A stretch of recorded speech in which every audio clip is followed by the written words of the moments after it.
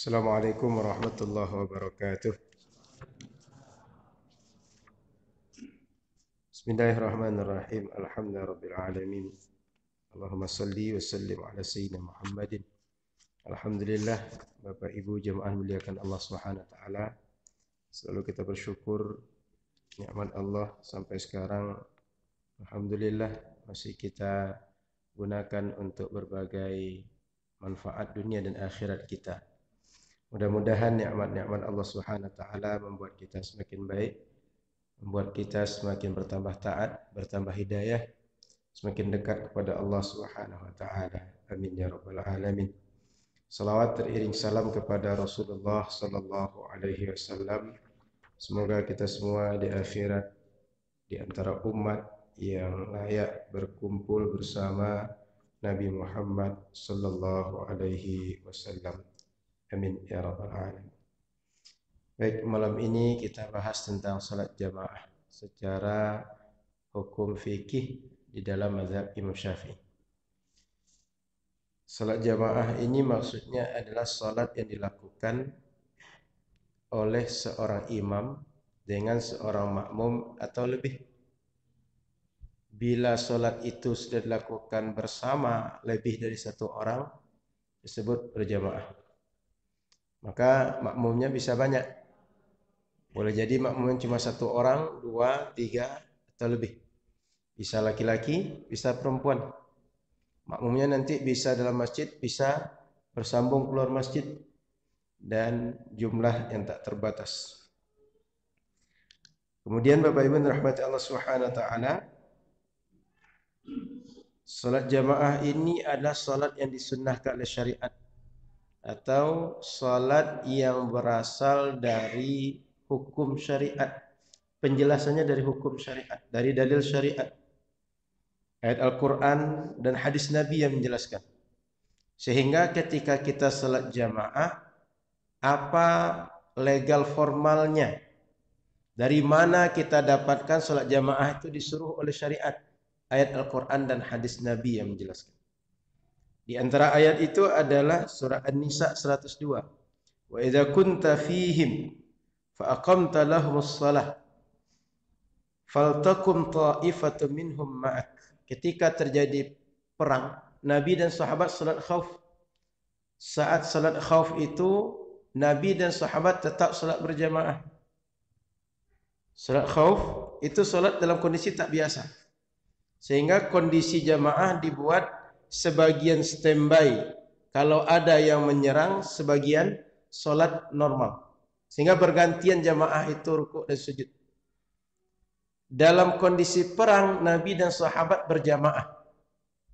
Logikanya, kondisi tidak perang, Nabi dan sahabat lebih menjaga salat jamaah. Kan kalau perang itu logikanya kan kita lebih berpikir selamat. Kalau kita bersama atau kita semuanya pasukan satu barisan semuanya salat jamaah, otomatis tak ada yang standby. Kalau tak ada yang standby, orang mudah mengalahkan. Tapi Nabi dan sahabat meskipun dalam perang tetap salat jamaah. Ini dalilnya ayat Al-Quran menjelaskan. Di dalam hadis-hadis Nabi sallallahu alaihi wasallam itu secara fisik bahkan jadi imam. Artinya secara fi'il Nabi jadi imam dan itu sudah merupakan dalil ini disyariatkan oleh agama. Nabi tak pernah tidak salat berjamaah kecuali kondisi beliau sudah sakit, uzur saja.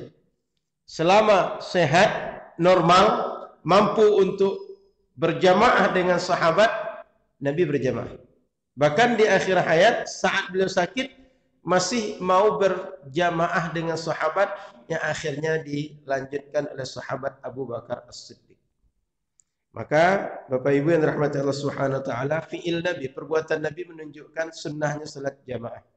Dari segi qauli, perkataan Nabi, kita sering hafal salatul jamaah tafdulu salatal fardhi bi 75. Ada yang menyebutkan bi 27. Maaf. Salat jamaah keunggulannya lebih afdalnya dibanding salat sendirian, sebagian mengatakan 25 derajat. Sebagian hadis mengatakan 27 derajat.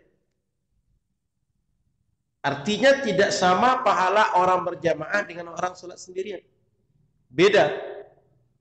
Maka hadis-hadis Nabi menunjukkan bahwa salat jamaah ini afdal, lebih dibanding yang lain. Kalaulah salat jamaah ini tidak disyariatkan, Nabi tak akan berikan motivasi seperti itu. Tapi karena dia disyariatkan, Nabi jelaskan sekalian dengan motivasinya. Kemudian dalam hadis lain kata Nabi sallallahu alaihi wasallam, "Ma min thalathatin fi qaryatin aw badwin la tuqamu fihimul jama'ah illa istahwadha 'alaihim asy-syaitan, fa 'alaika bil jama'ah, fa inna ma ya'kulu adh-dhi'bul qasiyata minal ghanam." Dimanapun kampung, dimanapun negeri, mereka di situ ada 3 orang, apalagi lebih, tetapi tidak dilaksanakan salat jamaah kecuali mereka semua dikuasai oleh syaitan. Bahkan yang 3 tadi diadu oleh syaitan. Masing-masing dibisikkan. Datang dia ke si A, tengok si B itu, dia sedang mengintai, kalau kuda engkau lepas dia akan bawa nanti. Datang dia pada si B, diadu lagi si B. Datang ke si C, diadu lagi. Sehingga orang bertiga ini sekerjanya saling curiga. Bahkan mereka berfikir saling bagaimana menghancurkan atau membunuh satu di antara yang 3. Semuanya berpikir begitu. Kenapa? Jarang berjumpa. Kalau jarang berjumpa, sangat mudah kita mengiyakan setiap sangka. Tapi kalau seandainya kita berjumpa, ada orang menyampaikan isu, kita bisa konfirmasi. Semalam saya dapat informasi begini, betul enggak itu? Kita karena jarang jumpa, sering termakan isu. Dan berbagai duga masuk. Duga-duga yang masuk itu adalah akdzabul hadis. Adalah pembicaraan yang paling bohong. Karena duga itu dia tak berdasar. Tapi kita yakin dengan praduga. Maka Bapak Ibu muliakan Allah Subhanahu wa taala, fa'alaika bil jamaah. Rasul anjurkan, berjamaahlah kalian. Lalu Rasul memberikan analogi. Biasanya kalau kita punya kambing banyak, yang akan dimakan oleh serigala adalah yang terpisah satu daripada yang banyak. Kita punya 10 ekor, punya 100 ekor, punya jumlah yang banyak, terpisah seekor. Seekor ini akan disantap oleh serigala. Tapi kalau banyak, serigala tak berani pula. Maka ketika kita sendiri akan dikuasai oleh syaitan. Kalau kita uji-uji dengan berbagai realita yang terjadi, Bapak Ibu mungkin bisa ingat, kalau sholat sendirian, kadang lupa. Jumlah rakaat sudah 3 apa 4? Tadi sudah tasyahud atau belum? Sudah baca Al-Fatihah atau belum? Kadang-kadang kita sholat berjamaah saja, imam baca lakum dinukum waliyadin. Apa kata kawan belakang? Kadang itu terjadi, itu bukan lupa. Artinya bukan lupa jumlah rakaat. Bacaan imam saja kadang-kadang membuat kita berpikir di luar yang seharusnya kita buat saat itu. Itu berjamaah, bayangkan kalau seorang. Kalau seandainya kita berjamaah, imam salah, subhanallah kata makmum. Kalau kita lupa, tengok orang sebelah. Orang kok tidak berdiri? Saya berdiri, berarti saya salah. Orang duduk, saya berdiri sendiri, berarti saya salah. Imam bisa diingatkan oleh makmum, makmum pun bisa diingatkan oleh makmum yang lain atau oleh imam dia. Yang namanya berjamaah kan sama perbuatan sholat kita. Tapi kalau kita beda sendiri, pasti kita salah. Maka paling minimal, kenapa kita mesti jamaah? Agar kita tidak lupa, tak salah dalam melaksanakan sholat. Jangan karena pandemi ini sholat di rumah terus. Subuh sudah rata-rata 3 rakaat kita buat. Tapi kita menganggap cuma 2. Atau maghrib kita 4, kadang 5. Kenapa? Lupa. Dipermainkan oleh syaitan.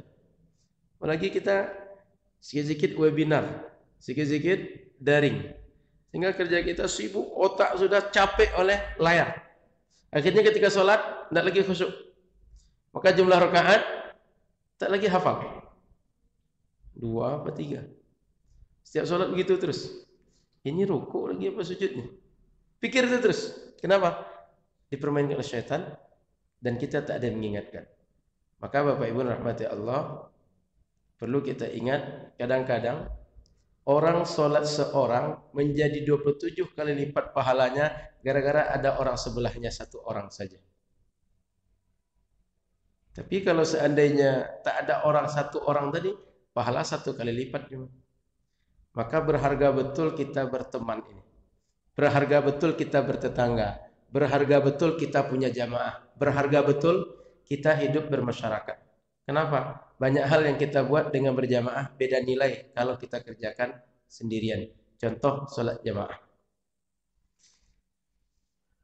Kenapa sholat jamaah ini dibuat oleh syariat? Yang paling mudah seperti tadi. Tidak lupa satu.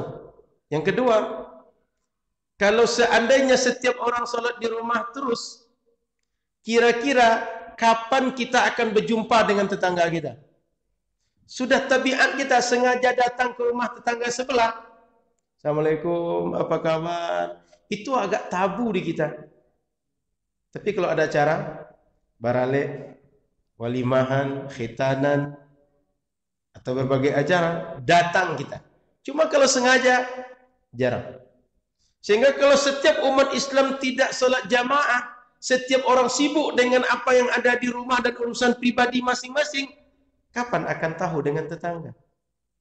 Sehingga tetangga sakit, jangan-jangan kita yang cuma beda dinding dengan tetangga kita, tidak tahu di sebelah orang hampir mati.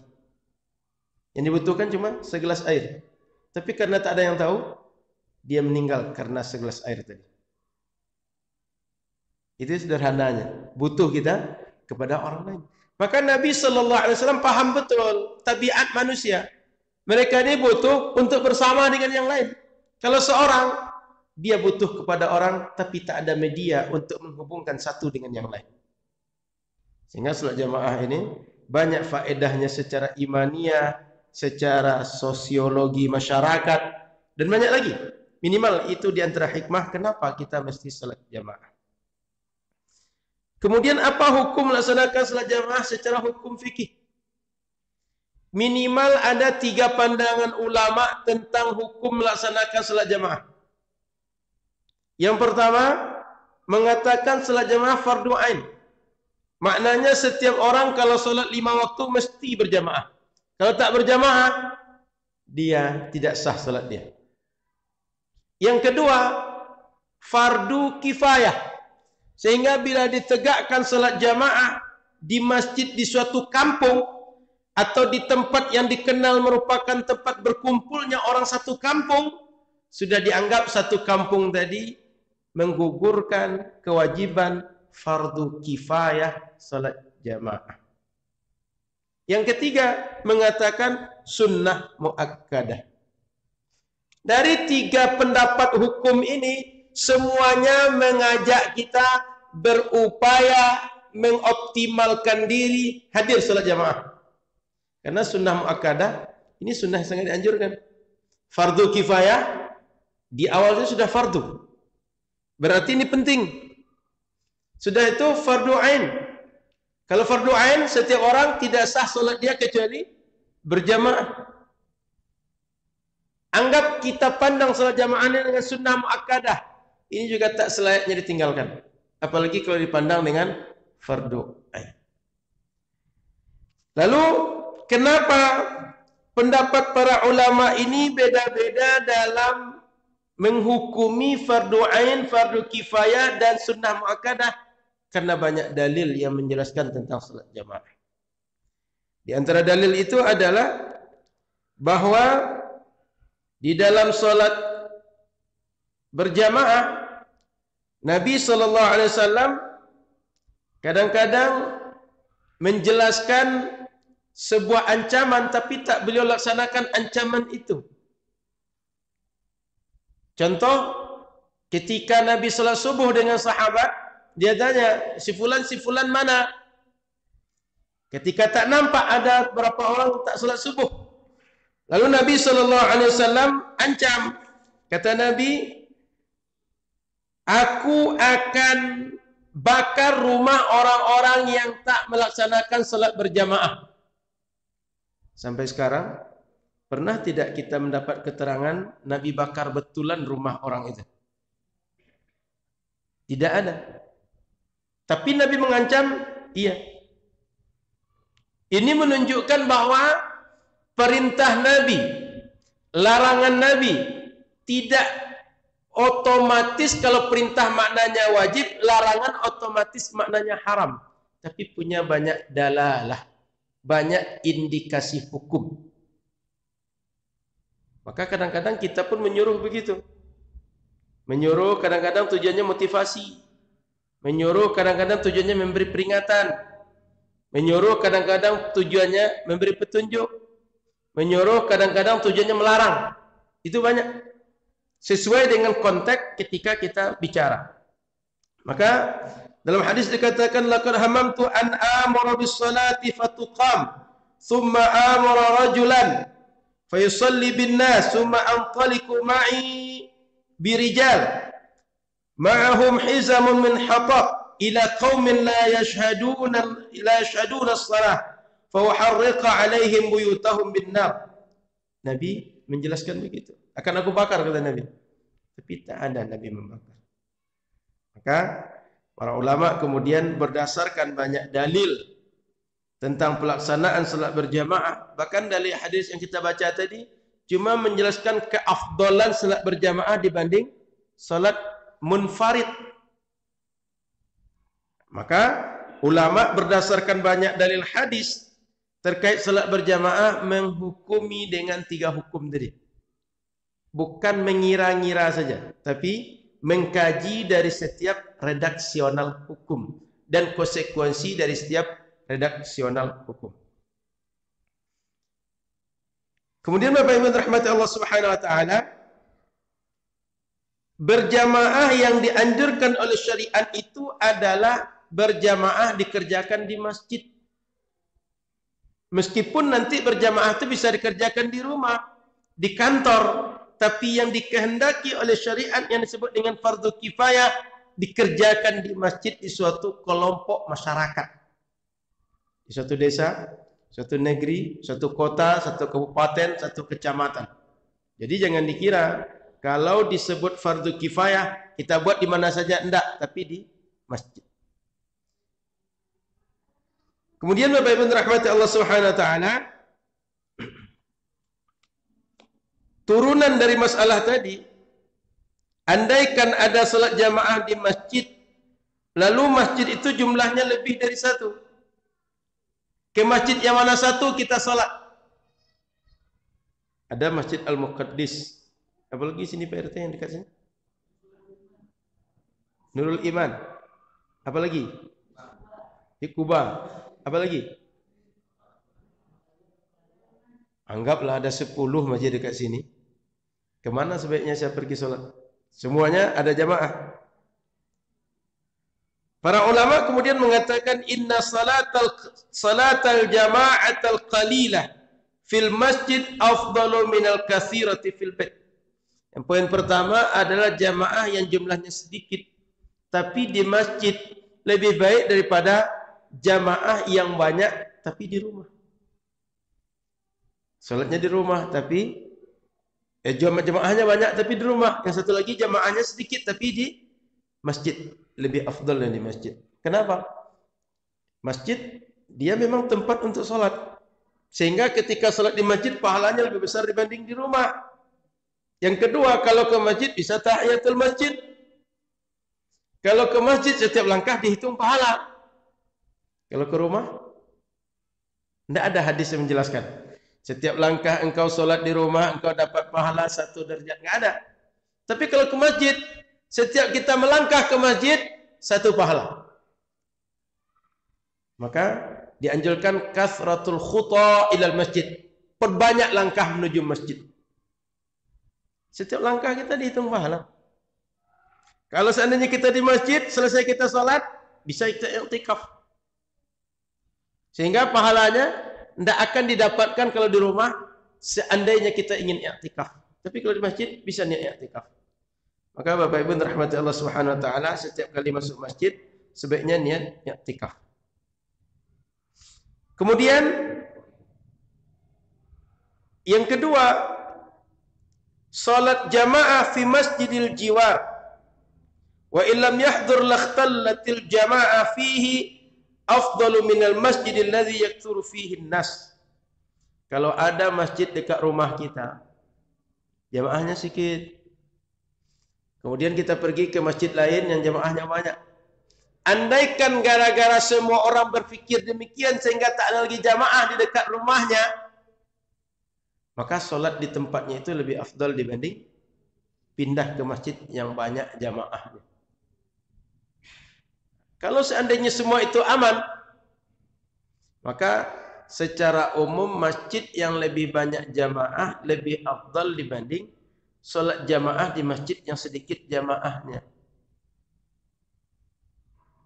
Jadi masjid yang banyak jamaahnya itu lebih afdal solat jamaah di situ dibanding masjid yang sedikit jamaahnya. Tapi perlu diingat, bila semua orang sehingga masjid yang dekat rumah jadi tak berjamaah gara-gara berkumpul di satu tempat, itu juga tak dianjurkan. Buatlah jamaah yang dekat rumah kita dibanding berkumpul di tempat yang jauh yang kemudian karena banyak orang menjadi lebih besar pahalanya. Kemudian perempuan-perempuan ketika hendak salat berjamaah, salat mereka lebih afdal di rumah mereka. Namun seandainya mereka salat di masjid, mereka diperbolehkan oleh syariat. Apalagi sekarang kalau di rumah tak ada pengajian, tak dapat ilmu. Kalau ke masjid bisa ikut pengajian. Ibu-ibu, ada enggak kalau pulang bapak dapat dari rumah, dia cerita, tadi pengajian kami tentang salat jamaah. Kata Ustaz, hukumnya salat jamaah itu sunnah, fardu kifayah, fardu ain. Pernah enggak, Bu? Sampai rumah bapak cerita gitu, Bu? Atau dengar khutbah tadi.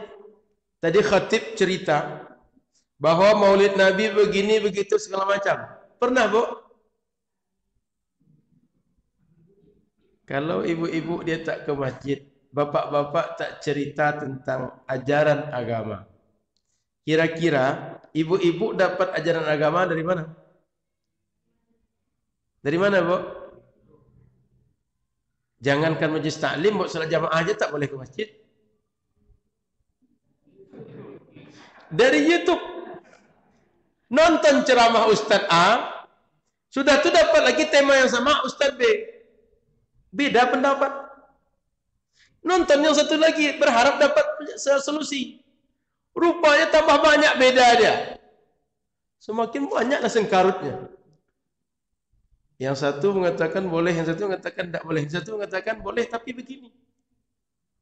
Kira-kira kapan ibu akan dapat ilmu seperti itu? Sebab setiap mendengar video, dia akan bertentangan dengan video yang lain. Maka kerja kita pusing menyelesaikan setiap pendapat yang berbeda, solat tak juga ditegakkan. Mengaji Al-Quran tak juga beres. Maka di zaman sekarang, kalau seandainya kita berangkat ke masjid aman dari fitnah, elok solat di masjid. Kenapa? Karena solat di masjid, selain kita dapat solat, kita dapat majlis ilmu. Terutama masjid-masjid yang mengadakan pengajian yang diadakan rutin, atau memang masjid-masjid itu membuat pengajian untuk jamaahnya. Sehingga sayang kalau seandainya ada kesempatan berjamaah kita tidak ikut, lalu tidak ikut juga majlis ilmu, lama kelamaan yang kita tahu itu dia akan lupa, dan lama kelamaan jangan-jangan kita merasa asing dengan agama kita. Tapi kalau seandainya kaji itu terus diulang, dia akan ingat terus. Apalagi kaji diulang, diamalkan. Tapi kalau jarang diulang, jangankan yang dihafal waktu kelas 5 SD dulu. Kalau saya tanya, apa saya jelaskan tadi hukum salat jamaah, apa kata ulama? Belum tentu ingat. Apa hikmah salat jamaah? Belum tentu ingat. Kenapa kita salat jamaah, dalilnya apa? Al-Quran ayat yang mana? Belum tentu ingat. Apalagi kalau terakhir belajar di MDA, belajar di TPA dulu, belajar waktu kuliah dulu. Saya dulu PGA, Ustaz. Betul PGA, tapi tahun berapa? Tahun 90 dulu saya PGA, Ustaz. Nah, ada orang sini sekolah agama, saya PGA sendiri, Ustaz. Betul. Tapi sejak 90 sampai 2021, berapa kali mengulang pelajaran? Berapa kali buka catatan lagi? Otak kita itu tak kuat menghafal terus setiap materi dan bertahan terus sampai tak pernah lupa. Kalaulah orang-orang ini tak pelupa, tak perlu kita pengajian terus. Sekali diajarkan selesai masalah. Besok ajarkan lagi bab yang lain selesai masalah. Ini sudah sering diulang, tak juga paham-paham. Tak juga hafal-hafal. Maka Bapak Ibu yang dimuliakan Allah Subhanahu wa taala, hari ini jika kita aman dari fitnah, terutama aman fitnah percampuran laki-laki dan perempuan, perempuan sebaiknya sholat di masjid. Sebab tak akan dapat ilmu kalau kita tak datang ke masjid hari ini. Karena memang faktanya begitu. Kalau sekedar nonton tak menyelesaikan masalah. Bapak Ibu rahmati Allah Subhanahu wa taala, apabila salat berjamaah ini dianjurkan oleh syariat, ada yang mengatakan hukumnya fardu ain, fardu kifayah, sunnah muakkadah. Boleh tidak kita tidak melaksanakan salat berjamaah? Ada uzur yang diperbolehkan syariat. Yang pertama, uzur yang bersifat uzur umum yang semua orang mengalami. Apa contoh? Hujan lebat betul sehingga tak mungkin berangkat ke masjid. Atau yang kedua, angin badai. Begitu keluar rumah sedikit, langsung muka kita dihembus oleh angin, mungkin kerikil yang diterbangkannya. Bapak Ibu mungkin pernah lihat kadang mobil di Arab itu, begitu sedang kencang-kencang tiba-tiba dia melambat. Angin kencang. Kenapa? Angin kencang itu kadang-kadang mobilnya terbalik oleh dia. Atap rumah terbuka oleh angin. Apalagi badan kita yang kecil nih. Maka kondisi uzur yang seperti ini boleh untuk tidak sholat jamaah di masjid. Kenapa? Uzur.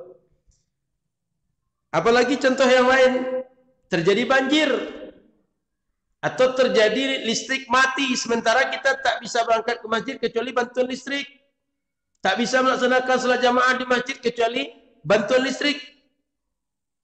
Dan berbagai kondisi yang lain. Contoh kayak kemarin di Aceh terjadi tsunami. Di Palu terjadi likuifaksi. Di Lombok terjadi gempa. Saya 10 hari di Lombok 2018 itu. Itu sampai 20 hari setelah gempa. Rumah. Cantik rumah, bagus rumah. Tapi orang tidur malam tak berani di rumah. Justru buat tenda di luar. Rata-rata begitu. Baik di kota Mataram atau di Lombok Utara. Karena Lombok Utara waktu itu yang banyak dampak gempa. Lombok Timur, Lombok Tengah. Rumah bagus tapi tak berani tidur dalam rumah. Dalam rumah cuma berani apa? Ngambil yang perlu-perlu saja. Begitu mandi cari kamar mandi yang tak ada. Apa namanya ini? Atapnya. Yang tak ada bangunan di atasnya. Malam hari semua orang di tenda tidur. Padahal rumah bagus-bagus. Nah, kondisi seperti ini atau berbagai kondisi lainnya yang berdampak secara umum dialami orang itu boleh untuk tidak berjamaah ke masjid. Kemudian uzur-uzur yang lain ada yang sifatnya khusus. Apa yang khusus itu? Contoh, kita sakit. Apalagi zaman corona ini. Bahkan kan di masjid kan tulis, yang batuk-batuk sholat di rumah saja. Sengaja ditulis begitu. Ketika badan kita sakit, orang lain sehat, yang sehat ke masjid, yang sakit istirahat. Boleh tak berjamaah. Terutama sakit yang dia tak memungkinkan berjamaah ke masjid. Atau kondisi yang lain, sangat lapar, sangat haus. Kalaulah sangat haus tadi dipaksakan sholat, sangat lapar dipaksakan sholat. Dalam sholat itu jangan-jangan ketika tengok sajadah itu macam terpampangnya ada baki berisi nasi mandi di situ. Atau nampak telapak kaki orang depan, rasa-rasa dendeng yang sedang dibelah-belah di depan. Sebab lapar betul. Perut pengen betul untuk makan, saking laparnya. Sebaiknya orang itu makan daripada dia sholat tapi tak khusyuk. Hatinya tak hadir dalam sholat. Atau kondisi yang lain, dia dalam ancaman nyawanya. Boleh jadi ada orang yang salah paham sehingga dicari untuk dibunuh. Atau hartanya, ada orang yang dalam berencana untuk mengambil harta dia. Kalau dia tinggalkan, disikat orang. Tapi ancamannya ancaman serius. Maka dia boleh jaga harta dia tidak ikut salat jamaah. Kenapa uzur-uzur tadi membolehkan tidak berangkat salat jamaah? Kata Nabi, ketika salat jamaah boleh tak dilakukan karena uzur, kata Nabi. Sahabat tanya, "Wa mal uzur?" Uzur yang seperti apa Rasul? Qala khaufun aw maradun. Dalam kondisi takut atau sakit. Takut banyak sebabnya. Sakit banyak juga kondisi sakitnya. Maka para ulama menjelaskan beberapa keadaan tadi kondisi uzur khusus yang membolehkan orang tak berjamaah. Atau kita akan terbang, akan berangkat untuk suatu perjalanan. Kalau kita tunggu berjamaah, mungkin ketinggalan pesawat, mungkin ketinggalan rombongan. Contoh, kita mesti berangkat kloter dalam haji dan umrah. Atau jam penerbangan kita jam fix. Pesawat pernah nunggu dia. Kalau kita telat sebentar. Paling kan kalau pesawat tak jadi terbang, kita nunggu pesawat sampai bisa terbang kan. Seandainya kita tak naik pesawat, kita ketinggalan. Maka kita sholat sendirian, lalu kita berangkat. Itu kondisi khusus. Atau saat itu lapar betul. Mohon maaf, ngantuk betul. Tadi lapar sudah, ngantuk betul. Ya mungkin di antara kita semalaman dia jadi security, tak bisa tidur atau tak boleh tidur. Yang namanya security. Begitu subuh itu ngantuk betul. Begitu tegak dikit mata tak tahan. Gitu terus. Sehingga tak akan pernah khusyuk solat. Maka Ustaz Razi cuma baca inna a'tainakal kautsar. Ini imam kok panjang betul bacaan ayat katanya. Ini baca cuma inna a'taina. Karena ngantuknya dia. Maka baiknya dia tidur sejenak, hilang ngantuk dia salat jamaah. Atau hilang ngantuk dia salat sendirian. Sebab kalau dia salat jamaah pun dia tak akan bisa konsentrasi, khusyuk, hadir hatinya dalam salat. Maka banyak kondisi-kondisi yang saat itu orang-orang tertentu boleh tak berjamaah. Ini contoh saja. Kalau kita kembangkan kehidupan kontemporer masih banyak contoh yang lain. Ini di antara contoh bahwa ada kondisi tertentu bahwa kita boleh tidak berjamaah. Kenapa? Uzur. Uzurnya ada yang sifat umum, ada yang khusus. Yang khusus berarti individual, umum mencakup banyak orang. Baik. Sekarang sudah kita bahas hukum salat jamaah, hikmahnya, kemudian kapan kita boleh tidak berjamaah. Kita sudah datang ke masjid sekarang. Bagaimana sifat-sifat salat berjamaah atau imam yang boleh kita ikuti?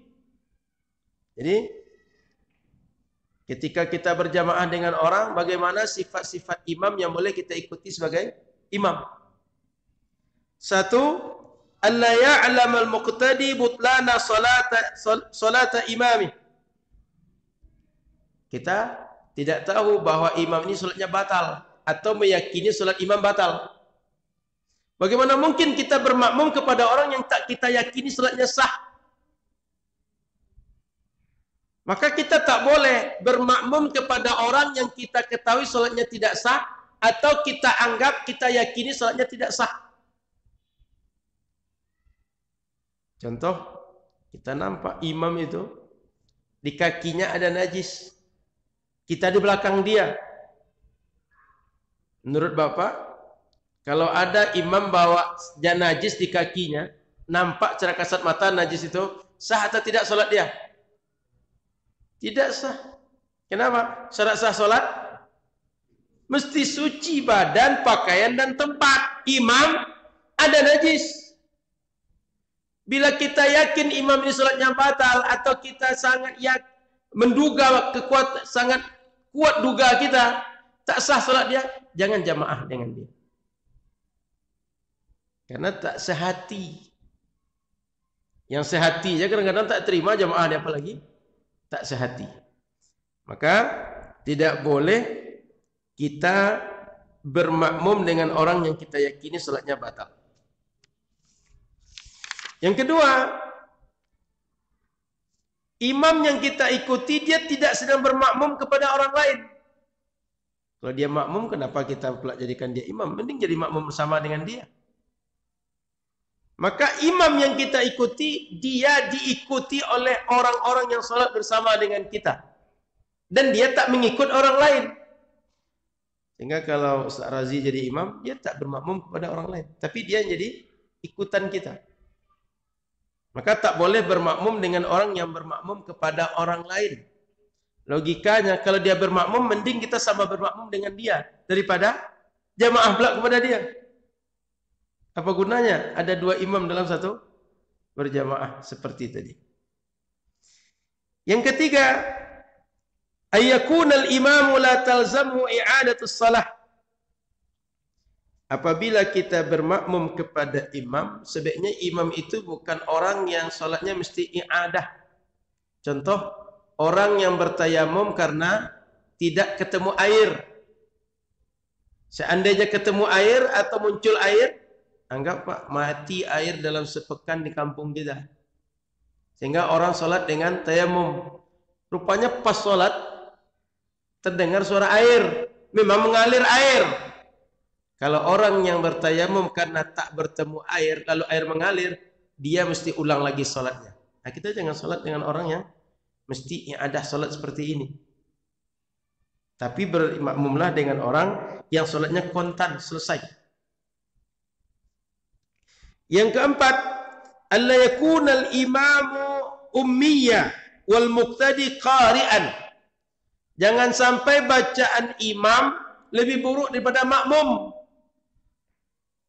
Maka kita bisa mencari imam itu yang lebih baik ilmu fikihnya dibanding makmum, lebih bagus bacaannya dibanding makmum, lebih baik akhlaknya dibanding makmum.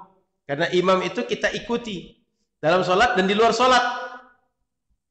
Dan perlu diingat, tidak sekedar bacaan saja yang baik. Perlu ilmu sholatnya dan bacaannya. Karena sholat itu tak sekedar bacaan. Ada bacaan sholat, ada perbuatan sholat. Dan perbuatan sholat lebih banyak daripada bacaan sholat.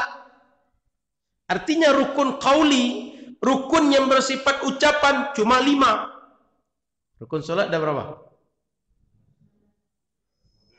Anggap 13 Pak ya. Berdasarkan hitungan yang kita hafal sejak kecil dulu. Kalau 13 kurang 5, berapa sisa?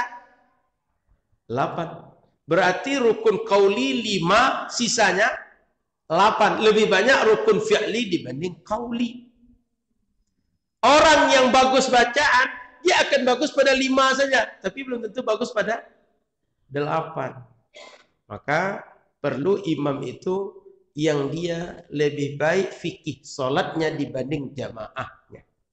Kalau sama fikih solatnya, baru yang lebih bagus bacaan dibanding yang sama fikih solat, tapi bacaan kurang bagus dibanding satu lagi. Jadi hadis Nabi kalau kita ketemu yang lebih bagus bacaan Quran, yang lebih qari dibanding yang lain, dia jadi imam, itu maksudnya ketika ilmu solatnya sama. Lalu beda di kualitas bacaan, yang paling bagus jadi imam. Bagaimana Ustaz? Ada orang bagus bacaan tapi ilmu solatnya kurang. Yang satu ilmu solatnya bagus, bacaannya kurang bagus. Lebih baik mana jadi imam? Yang lebih baik ilmunya dibanding bacaannya. Kenapa? Itu tadi alasannya. Pekerjaan sholat lebih banyak rukun fi'li dibanding qauli. Jangan-jangan nanti imam yang hafal yang bagus bacaan tadi ilmu sholatnya kurang. Pas sholat batal sholatnya nanti. Dia ilmu sholat tak ada. Bingung gimana cara keluar dari sholat. Lebih repotnya lagi kita sedang sujud semua. Dia batal sholat. Gimana keluar sholat kata dia. Rupanya kawan ini saking bingungnya dia pergi sendiri. Kita sedang sujud. Apa di depan makmum? Dah lama rasanya imam pun tak apa juga. Coba tengok juga ke depan. Colek-colek juga ke depan. Coba imam kita masih hidup tidak gitu. Rupa imam tak ada lagi. Terpaksalah makmum tadi menunggu terus. Atau boleh jadi kadang sebagian lelucon membuat berbagai macam gambaran. Contoh, orang ini sama tak berilmu. Jadi imam diingatkan dia tak mau. Bagi yang belakang imam ini salah. Diingatkan tak mau. Sampai akhirnya dibalas ke belakang. Diam, jangan ingatkan terus. Kira-kira begitu. Karena yang belakang tak paham dikira sholat itu mesti pukul ke belakang. Yang soft kedua pukul lagi soft ketiga. Soft ketiga semua ke belakang, dia pukul lagi terus. Sehingga sholat ini main pukul-pukulan. Kenapa? Ilmu sholat tak ada. Tapi kalau seandainya kita ngerti sholat, ada fikih sholat, nggak akan terjadi hal begitu. Atau kita sholat jamaah, ada seorang dia terpencil di belakang, yang lain penuh saf. Karena dia terpencil di belakang, ditarik yang di depan agar menemani dia di belakang. Rupanya yang ditarik tadi tak mau dia. Kata dia. Disikut pula kawan. Padahal sunnah Nabi, kalau seandainya ada seorang saja orang di belakang, dia sebaiknya dikawani oleh yang di depan. Atau dia tarik yang depan untuk bergabung dengan dia di belakang. Sehingga dia tak seorang di belakang. Tapi karena kawan tak tahu, begini.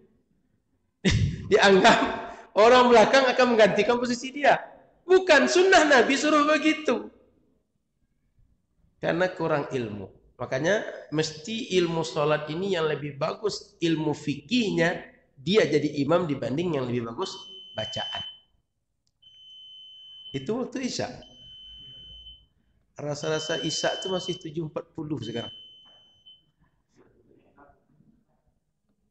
Udah cepat sekarang rupanya. Anggap itu aja lah dulu. Nanti kita sambung di waktu yang lain. Kalau ada bertanya silakan bertanya Bapak Ibu. Silakan. Assalamualaikum warahmatullahi wabarakatuh. Baik. Ya.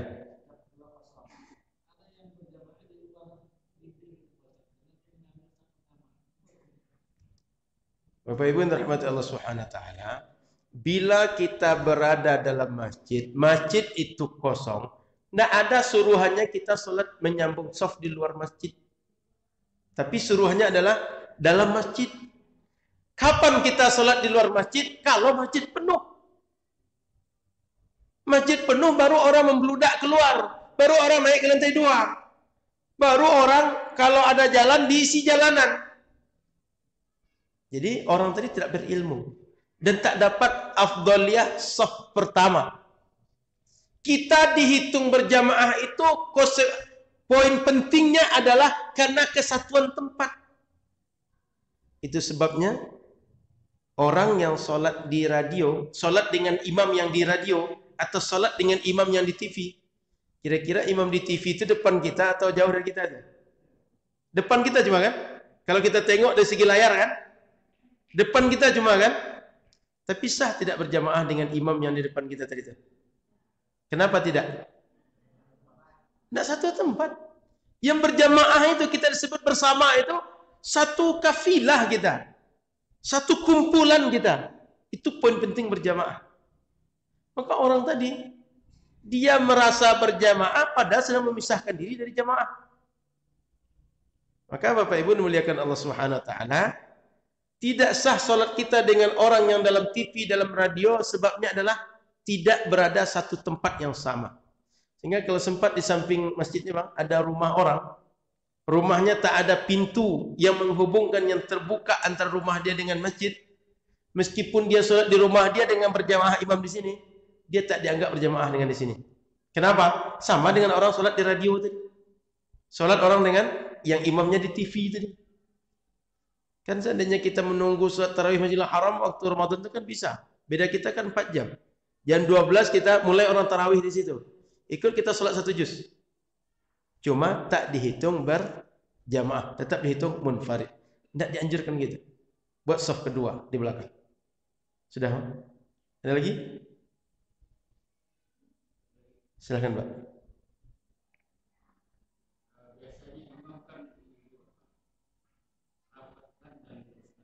Baik.